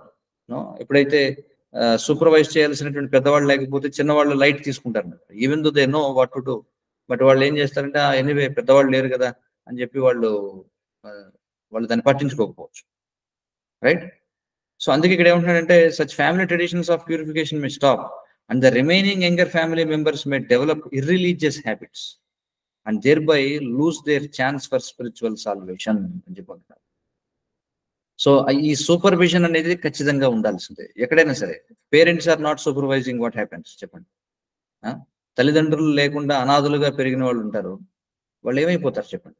వాళ్ళకి సరైనటువంటి సంస్కారాలు ఉంటాయా? వాళ్ళు మంచి నేర్చుకుంటారా జీవితంలో? తల్లిదండ్రులు పట్టించుకోకపోతే పిల్లల్ని ఏమైపోతుంది మనం చూడొచ్చు, right? So that's a great responsibility అని. అందుకే therefore no purpose should the elder members of the family be slain. అందుకే అర్జునుడు ఏమంటున్నాడు, భీష్ముడు, విదురుడు, అలాగే ద్రోణాచార్య, కృపాచార్య, ధృతరాష్ట్రుడు, వీళ్ళందరూ ఉంటేనే దుర్యోధనుడు అలా ఉన్నాడు కదా. మన మహాభారతం చూస్తే వాళ్ళందరూ ఉండడం వల్ల అట్లీస్ట్ దుర్యోధనుడు కొంత కంట్రోల్లో ఉన్నాడని చెప్పుకోవాలి. మరి ఇప్పుడు ఒకవేళ ఈ భీష్ముడిని, ద్రోణుడిని, కృపాచార్య వీళ్ళందరినీ కూడా చంపేస్తే యుద్ధంలో ఇంకా జరిగేది ఏముంటుంది? దుర్యోధనుడు ఏమైపోతాడు చెప్పండి? ఎవరైనా సరే, దుర్యోధనుడు కావచ్చు, ఎవరైనా కావచ్చు, పెద్దవాళ్ళు అనేది లేకపోతే ఏమవుతుంది? సో ఇక్కడ అర్జునుడి బాధ ఏమిటంటే మరి పెద్దవాళ్ళందరినీ కూడా చంపాల్సినటువంటి పరిస్థితి. సో వాళ్ళందరూ చనిపోతే ఏమవుతుంది? ఫ్యామిలీ ట్రెడిషన్స్ అనేవి నాశనం అయిపోతాయి. సో డైనాసిటీ అనేది ఉండాలి.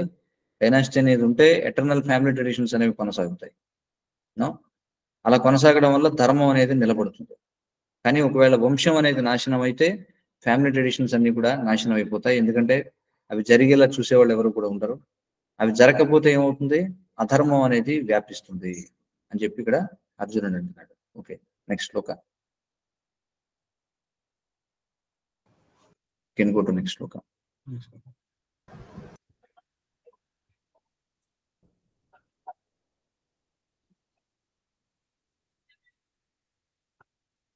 Okay, 40th shloka. అధర్మాభిభవాత్ కృష్ణ అధర్మాభిభవాత్ కృష్ణ ప్రదుష్యంతి కులస్త్రియః Pradusyanti Kulastriya. Pradusyanti Kulastriyah. Pradusyanti Kulastriya. Strishu Dustashu Varshneya. Strishu Dushta. Strishu Dustashu Vasneya. Jayate Varna Sankaraha. Jayate Varna Sankaraha. Jayate Varna Sankaraha.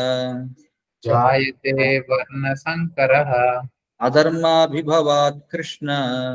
Adharma Abhibhavat Krishna. Pradusyanti Kulastriyah. Pradusyanti Kulastriyaha. Strishu Dustashu Varshneya. Strishu Dustashu Vasneya. Jayate Varna Sankaraha. Jayate Varna Sankaraha.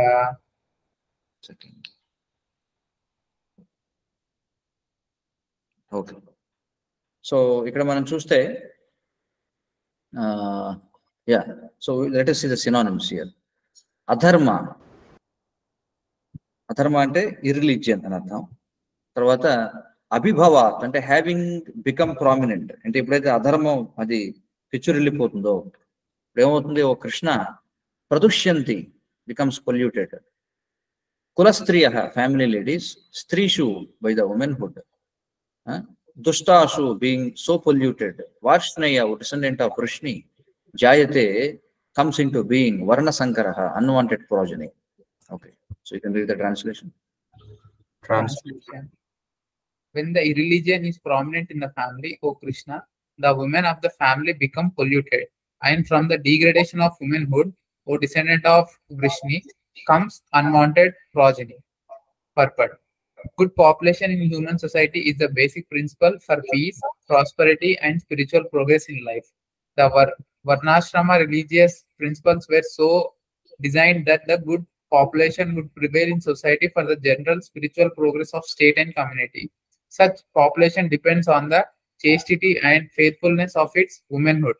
As children are very prone to be misled, women are similarly very prone to degradation. Therefore, both children and women require protection by the elderly members of the family. By being engaged in various religious practices, women will not be misled in adultery. According to Chanakya Pandita, women are generally not very intelligent and therefore not trustworthy. So the different family traditions of religious activities should always engage them, and thus their chastity and devotion will give birth to a good population eligible for practicing in the Varnashrama system. On the failure of such Varnashrama dharma, naturally the women become free to act and mix with men, and thus adultery is indulged in at the risk of unwanted population. Irresponsible men also provoke adultery in society, and thus unwanted children flood the human race at the risk of war and pestilence. Yeah. So Arjuna is furthering his arguments. Okay. ఇక్కడ ఏమంటున్నాడు, మనం ఇందాక చూడండి, there is a connection in the shlokas.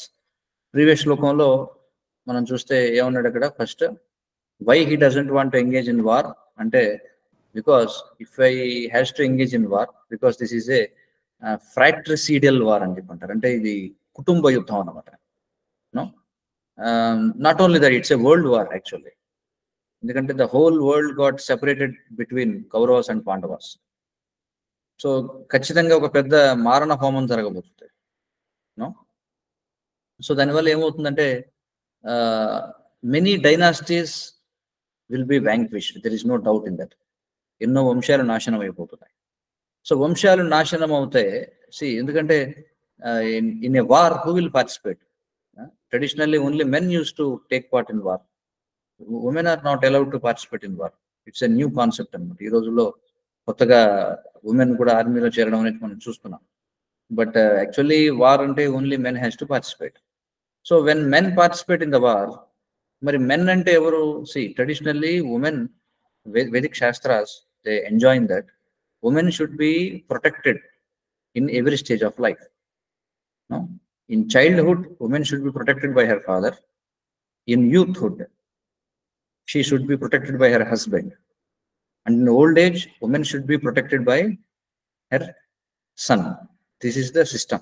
So woman is never allowed to remain without protection. Okay, in that case, మరి యుద్ధంలో పురుషులే కదా పాల్గొంటారు. So every man is either a father or a husband or a son of a woman. Yes or no? Right. So that means యుద్ధం జరిగింది అంటే a family may lose its protecting father or protecting husband or protecting son. So ఇంకొకటి మనం ఏం చూసాం, the elders of the family are responsible. దేనికోసం వాళ్ళు responsible? They should see that ఈ వర్ణాశ్రమ ప్రిన్సిపల్స్ ఏవైతే ఉన్నాయో, అంటే బేస్డ్ ఆన్, అంటే if they are Brahmana or Kshatriya or Vaishya or Shudra, whatever it is, అంటే not only Kshatriyas, we have seen that many other వీళ్ళు కూడా దాంట్లో పాల్గొంటారని చెప్పుకున్నాం. ఫర్ ఎగ్జాంపుల్ ఫుడ్ సోల్జర్స్ అంతా కూడా శూద్రాస్ అని చెప్పుకున్నాం, రైట్. అలాగే ఈ రథాలను నడిపేవాళ్ళు కూడా శూద్రాస్ అని చెప్పుకున్నాం. అలాగే ఏనుగులు నడిపేవాళ్ళు, రథాలు నడిపేవాళ్ళు, వీళ్ళందరూ కూడా శూద్రులై ఉంటారు. సో దీనివల్ల ఏమవుతుందంటే సో మెనీ ఫ్యామిలీస్ వాళ్ళు ఏమవుతారంటే రక్షణ లేని వాళ్ళు అయిపోతారు. ఎప్పుడైతే కుటుంబానికి రక్షణ ఉండదో, సో ఫస్ట్ డిగ్రేడ్ అయ్యేది ఎవరంటే ఉమెన్. అది ఇక్కడ చెప్పారు, రైట్. ఎందుకంటే women is known as fair sex అన్నమాట. వామ స్వభావం అని చెప్పుంటారు. ఫెయిర్ సెక్స్ అంటే దే ఆర్ లైక్ అబల అని చెప్పి అంటాం, అంటే దే ఆర్ వీక్ అనమాట, వీక్ సెక్స్. అదే మనకి ఇందులో కూడా చెప్పడం జరిగింది. అందుచేత వెన్ వన్ ఈజ్ వీక్, వాళ్ళని దోచుకునేటువంటి స్వభావం ఎక్కువ ఉంటుంది. అవునా కదా? అడల్టరీ చూడండి, ఏదైతే కల్తీ చేయగలమో దాన్ని కల్తీ చేయడం చాలా ఈజీ అవుతుంది అనమాట, right. So women can be easily polluted. అందుకే అర్జునుడు ఏమనుకుంటున్నాడంటే ఏమవుతుంది, if women are degraded then O descendant of Vrishni comes unwanted progeny అని చెప్పుకుంటారు. అంటే అనవసరమైనటువంటి సంతానం వస్తుంది. అనవసరమైన సంతానం అంటే ఏమిటి? ఇక్కడ ప్రిన్సిపల్ ఏంటంటే, so why there is act of sex చూడండి. ఈ స్త్రీ పురుషులు సంభోగించడం అనేది naturally it is meant for procreation. That is the case in all the other species of life. Yes or no? There are 84 lakhs of species. If you, and apart from human being, no living entity, and no species engage in sex for enjoyment. Have you ever seen that?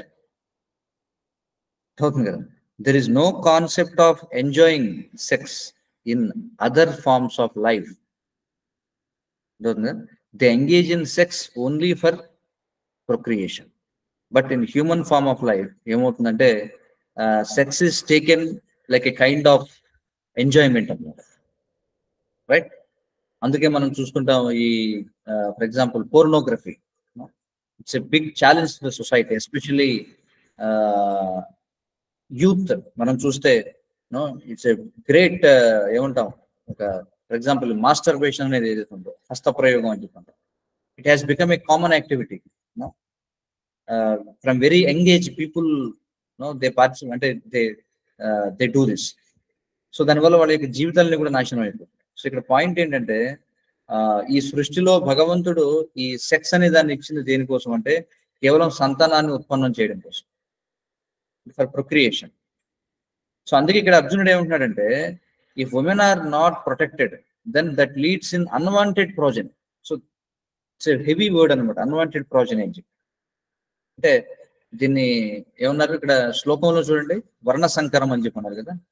Unwanted progeny ఏమిటి?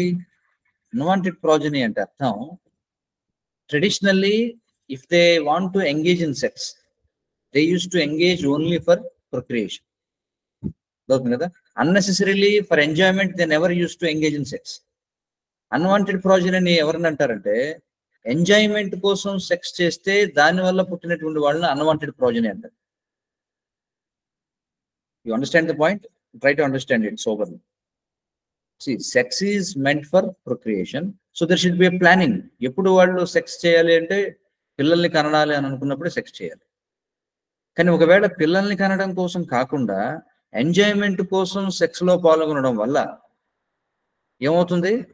ఇప్పుడు ఈ రోజుల్లో మనం చూస్తే there are so many kind of వాటిని ఏమంటారు, మనకి గర్భ నిరోధక సాధనాలు అని చెప్పంటారు కదా, ఏమంటారు వాటిని ఇంగ్లీష్ లో? కాంట్రసెప్టివ్స్. ఎగ్జాక్ట్లీ, కాంట్రసెప్టివ్స్ అంటే నిరోధ్ అని చెప్పి, లేకపోతే there are so many kinds of pills, tablets ఉన్నాయన్నమాట. After engaging in sexual activity, they take a pill so that వాళ్ళ గర్భం రాకుండా ఉంటుంది. సో వీళ్ళు ఏం చేస్తారంటే ఎంజాయ్మెంట్ కోసం సెక్స్ లో పాల్గొనడం వల్ల అనుకోకుండా సంతానం కలిగింది అనుకోండి, that is called is unwanted progeny. అవుతుంది కదా. అంటే దే ఆర్ అంటే వాళ్ళకి అసలు పిల్లల్ని కనాలనే ఆలోచన లేకుండా just for the sake of enjoyment వాళ్ళు స్త్రీ పురుషులు కలిస్తే దాని ఫలితంగా పుట్టిన వాళ్ళని అన్వాంటెడ్ ప్రాజెనీ అని చెప్పంటారు. ఈ unwanted progeny it's a great burden to the society అనమాట. So this is one reason. This is one reason why Arjuna doesn't want to fight. ఏమిటది? Unwanted progeny. చూడండి, war leads to unwanted progeny. ఇక్కడ చెప్తున్నారు చూడండి పర్పట్లో, good population in human society is the basic principle for peace, prosperity and spiritual progress of life. So what do you mean by good population? Good population అంటే ఎవరు? Who are the result of family planning. చూడండి, family planning అంటే again it is a misunderstood word. General గా family planning అంటే అర్థం ఏమిటి? We two and ours two, that is called as family planning. Sir we two and ours two అంటే we two అంటే wife and husband, and ours two అంటే ఎవరు? అంటే ఇద్దరు పిల్లలు, ఒక ఆడపిల్ల ఒక మగ పిల్లడు. Now it has become hours one. అసలు సంతానమే కలగటం లేదు. అవర్స్ టూ అంటే మగపిల్ల లేదా ఆడపిల్లవాడు, ఇంకోటి రెండోది కుక్క అన్నమాట. Every house they have a dog. Hours two అంటే అందులో డాగ్. సో అది కాదు ఇక్కడ ఫ్యామిలీ ప్లానింగ్ అంటే ఒకరు ఇద్దరితో సరిపెట్టుకొని ఏదో సిజేరియన్ ఆపరేషన్ లేకపోతే వాళ్ళు ఏదో ఒక సర్జరీ చేయించేసుకుంటారు. ఎందుకు ఆపరేషన్ చేయించుకుంటారు అంటే, ఆపరేషన్ చేయించుకుంటే అది కనెక్షన్ కట్ చేస్తారు. అంటే even though they engage in sexual activity, వాళ్ళకి గర్భం ధరించకుండా ఆపరేషన్ చేస్తారు. సో ఈ ఆపరేషన్ అనేది it's a open secret. Every one in the society ఈ రోజుల్లో ఈ ఆపరేషన్ చేయించుకుంటారు. దాన్ని పెద్ద ఆపరేషన్ అని చెప్పంటారు. పిల్లలు పుట్టకుండా ఆపరేషన్ చేయించుకున్నా ఉంటారు. విన్నారు ఎప్పుడన్నా? లేదు. It's a common thing right in every family. They speak about it. వాళ్ళు ఏమంటారు? పిల్లలు పుట్టకుండా ఆపరేషన్ చేయించుకున్నారట అని చెప్పంటారు. ఏం అదేమిటి? పిల్లలు పుట్టకుండా ఆపరేషన్ చేయించుకోవడం ఎందుకు? We don't want children, then why don't you stop uniting with each other? But the concept is that it's a open thing that they don't want to have children, but they want to enjoy. Otherwise, what is the use of having ఈ surgery అనేది ఎందుకు చేయించుకోవాలి చెప్పండి?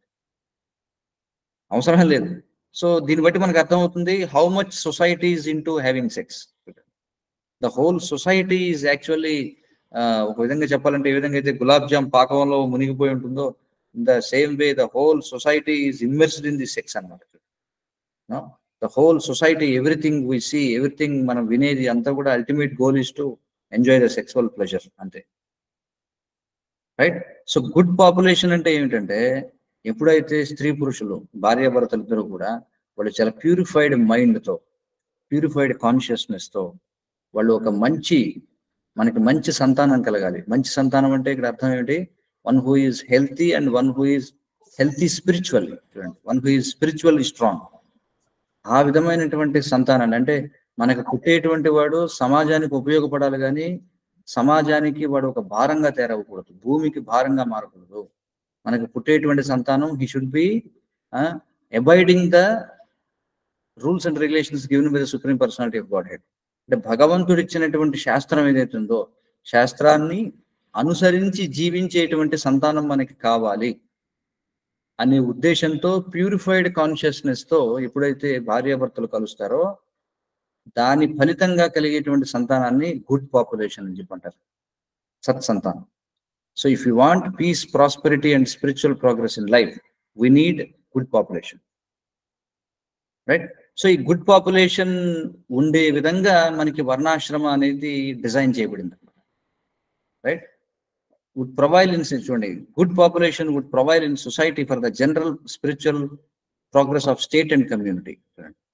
Such population depends on the chastity and faithfulness of its womanhood.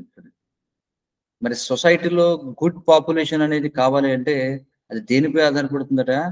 Chastity and faithfulness of its womanhood. సొసైటీలో ఉన్నటువంటి women ఎవరైతే ఉన్నారో వాళ్ళు పతివ్రతలై ఉంటాయి, వాళ్ళు శీలవతులై, వాళ్ళు ప్యూర్గా ఉంటాయి, వాళ్ళు విశ్వాసంతో ఉంటే భర్త పట్ల, అప్పుడు అది సాధ్యం. As children are very prone to be misled. ఏ విధంగా అయితే పిల్లలు వాళ్ళని వదిలేస్తే పక్కదారి పెట్టే అవకాశం ఉంటుందో, స్త్రీలు కూడా అలాగే పతనం చెందేటువంటి అవకాశం ఉంటుంది. అందుకే it is said that when you give an opportunity to get degraded, women are the first to get degraded అని చెప్పారు. చెడిపోయే అవకాశాన్ని స్త్రీ పురుషులకి సమానంగా ఇస్తే ఎవరు ఎక్కువ చెడిపోతారు? అదే ఇక్కడ చెప్తున్నారు. ఎవరు ఎక్కువ చెడిపోతారంటే స్త్రీలు ఎక్కువ చెడిపోతారు. అందుకే so therefore both children and women require protection by the elder members of the family. They should never be left independent అనమాట. ఎట్లాగంటే ఒక పిల్లవాడిని మనం రోడ్డు మీద వదిలేయలేం కదా. రోడ్డు దాటమని ఒకరిని వదిలేస్తామా పిల్లవాడిని? లేదు, ఎందుకంటే యాక్సిడెంట్ అవుతుంది. In the same way women should not be left like that అని. అంటే ఇక్కడ లిటరల్ గా వాడిని ఎప్పుడు పట్టుకుని నడవాలని కాదు ఇక్కడ అర్థం. అంటే they should be under someone's protection, either father or husband or son. No, so వాళ్ళ యొక్క మైండ్ ని ఎప్పుడు ఎంగేజ్ చేయడం కోసం. ఎందుకంటే women naturally they are prone to sense gratification అనమాట.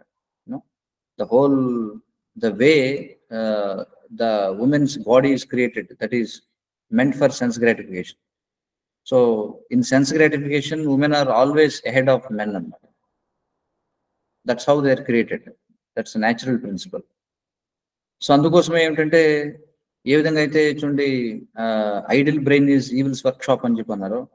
So women should be always engaged in religious activities. Otherwise they will get misled అనమాట. కదా, అందుకే ఇక్కడ ఏమన్నారంటే by being engaged in various religious practices women will not be misled in to adultery. చూడండి, వాళ్ళు కల్తీ అవ్వకుండా ఉంటారు ఎప్పుడు వేరియస్ రిలీజియస్ ప్రాక్టీసెస్ లో ఎంగేజ్ చేయడం వల్ల. అందుకే చాణక్య పండితుడు ఏమంటున్నాడు, ఆయన ఏమంటాడంటే విశ్వాసో నైవ కర్తవ్యం స్త్రీషు రాజకులేషు. ఏమంటాడంటే women and politicians they should never be trusted అని చెప్పంటాడు. బట్ వాట్ అంటే you can just imagine if A women becomes a politician. A woman and politician should not be trusted, and if woman becomes a politician, how dangerous it is to the society, you can see. So the different family traditions of religious activities should always engage them. Ikkada chuste ikkada emunnadu, women are generally not very intelligent, ante they are not intelligent in spiritual aspects, but women are very intelligent in sense gratification. Women are very intelligent in materialistic activities.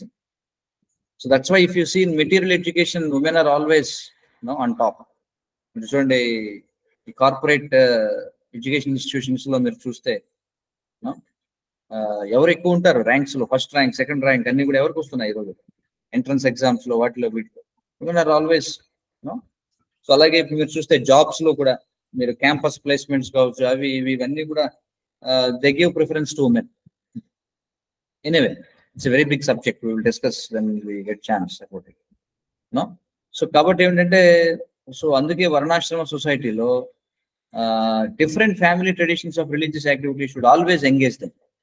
Whom? Women. And thus their chastity and devotion will give birth to good population. So when women are protected, they give birth to good population. So a good population అనేది they will be eligible for participating in the varnashrama system. అలాంటి వాళ్ళు ఈ వర్ణాశ్రమ system లో participate చేయగలుగుతారు. బ్రాహ్మణ, క్షత్రియ, వైశ్య, శూద్ర, బ్రహ్మచారి, గృహస్థ, వానప్రస్థ, సన్యాసి. But nowadays people, why we don't have varnashrama అంటే because people are even unfit for participating in వర్ణాశ్రమ.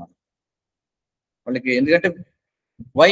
Because if you want to participate in varnashrama, first of all you should be a human being. ముందు మనిషి ఉండాలి. A animal cannot participate in varnashrama. కదా, because people are in the level of animals, that's why it is very difficult to establish varnashrama. Ante for example, eligible for participation in varnashrama ante shastra says that one who engages in illicit sex, one who engages in meat eating, one who engages in intoxication, one who engages in gambling, he is treated as an animal. So ilanti vaatlo interest ఉన్న వాళ్ళని వర్ణాశ్రమ system లో engage చేయాలి. So when varnashrama system fails, naturally the woman becomes free to act and mix with men. And thus adultery is indulged in at the risk of unwanted population.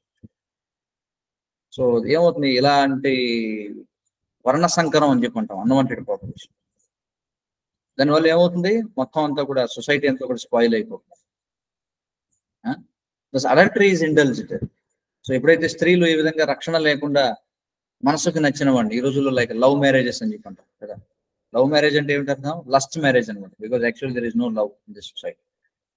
Lust, but just by they become attracted by yearning of a man, or beauty of a man, or strength of a man. It's a blindness. So ఎప్పుడైతే స్త్రీలు రక్షింపబడరో, when they are given independence, then they will choose a husband on their own. Generally దానికి ఉన్న considerations చాలా blind గా ఉంటాయి. ఇప్పుడు దానివల్ల ఏమవుతుంది, అన్వాంటెడ్ పాపులేషన్. సో అలాంటి అన్వాంటెడ్ పాపులేషన్ ఏమవుతుంది, irresponsible men also provoke adultery in society. ఎప్పుడైతే మరి పురుషులు బాధ్యత లేకుండా ఉంటారో అప్పుడు స్త్రీలు రక్షణ లేని వాళ్ళు అయిపోతారు. దానివల్ల వర్ణ సంకరం ఏర్పడుతుంది. And thus unwanted children flood the human race at the risk of war and pestilences. Irresponsible men అంటే ఎవరు? Those who are not committed for one wife అంటే those who are not committed in marriage life. For example lord Rama, he's an ideal husband. He is committed to Sita Devi. But if a man is not committed to his wife, then he starts mixing with other women and he starts polluting other women. దానివల్ల కూడా ఏమవుతుంది అంటే women who are independent and men who are irresponsible, both of them provoke adultery in society. So please remember this always. Women should be chaste. స్త్రీలు పతివ్రతలై ఉండాలి, పురుషులు బాధ్యత కలిగిన వారై ఉంటారు. ఈ రెండు లేకపోతే సమాజం అస్తవ్యస్తం అయిపోతుంది. సో అలా వచ్చినటువంటి అన్వాంటెడ్ చిల్డ్రన్ ఏవైతే ఉందో, flood the human race at the risk of war and pestilence. ఇలాంటి వాళ్ళ వల్లే సమాజంలో శాంతి భద్రతలు లోపిస్తాయి, యుద్ధాలని వస్తాయి, కరువులు వస్తాయి, ఇవన్నీ కూడా వస్తాయి. ఎందుకని? పాపం పెరిగిపోవడం వల్ల. Anyway, it's a very broad concept. We will discuss in various stages whenever we get a chance. So okay, then we will stop here. If you have any questions, quickly take questions. Prabhuji, ఈ రోజుల్లో మనం చూసుకున్నట్టయితే girls కి, women కి education plus వాళ్ళు doctors అవ్వడానికి, మిలిటరీలోకి వెళ్ళడానికి, ఇలా చాలా వేరియస్ ఫీల్డ్స్ లో వాళ్ళకు ప్రవేశించడానికి అవకాశాలు ఉన్నాయి కదా ప్రభుజీ. ఇదంతా మనము స్పిరిచువల్ ప్రోగ్రెస్ కి ఒక అబ్స్టాకిల్ అని చెప్పొచ్చా, లేదా ఇదంతా స్పిరిచువల్ ప్రోగ్రెస్ కి దారితీస్తుందని చెప్పొచ్చా ప్రభుజీ? మన శాస్త్రాల్లో ఏ విధంగా మెన్షన్ చేయబడింది Prabhuji? It's already clearly mentioned here, no? Why you want to go to other scriptures? It's very clearly mentioned in Bhagavad Gita that if women are independent, then it leads to chaos in the society. There is no doubt. This is not at all conducive to spiritual progress of the society. Okay. Yeah. Any other questions? Of course, nowadays you cannot openly discuss all these things. So you may be even put into jail actually if you discuss all these things. But anyway, what to do? Preaching means taking risk. So it is, we are distributing this Bhagavad Gita everywhere. In Bhagavad Gita, it is very clearly mentioned all these things. So we can just tell that okay, it is discussed in Bhagavad Gita itself. Then should not stop discussing all these things.